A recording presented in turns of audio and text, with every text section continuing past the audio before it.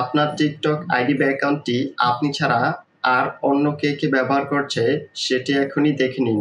তা না হলে আপনি আপনার টিকটক আইডি বা অ্যাকাউন্টটি যে কোনো সময় হারাতে পারেন। আপনার টিকটক আইডি বা অ্যাকাউন্টটি অন্য কেউ ব্যবহার করছে কিনা চলুন দেখিয়ে দিচ্ছি।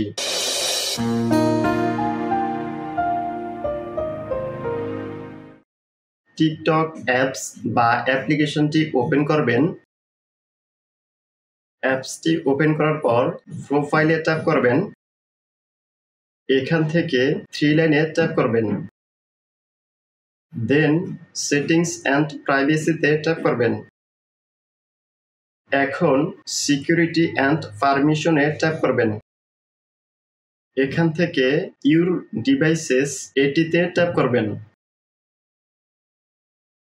এখানে আদার ডিভাইসেসের আন্ডারে যে ডিভাইস বা ফোনগুলো থাকবে এই ডিভাইস বা ফোনগুলোতে আপনার টিকটক আইডি বা অ্যাকাউন্টটি লগ ইন রয়েছে। আর যদি এখানে আসার পর আদার ডিভাইসেসের আন্ডারে কোনো ডিভাইস দেখতে না পান তাহলে বুঝবেন আপনার টিকটক আইডি বা অ্যাকাউন্টটি অন্য কারো কাছে লগ ইন নেই।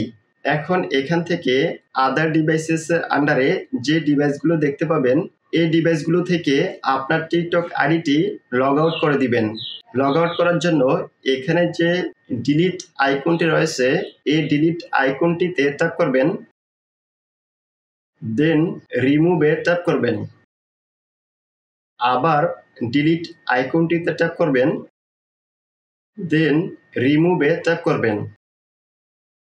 এখন আপনি এখানে এসে যে টিকটক আইডিগুলো থেকে আপনার টিকটক আইডিটি লগ আউট করে দিয়েছেন তারা অবশ্যই আপনার টিকটক আইডির পাসওয়ার্ডটি জানে, যার কারণে আপনার টিকটক আইডিটিতে তারা লগ ইন করতে পেরেছে।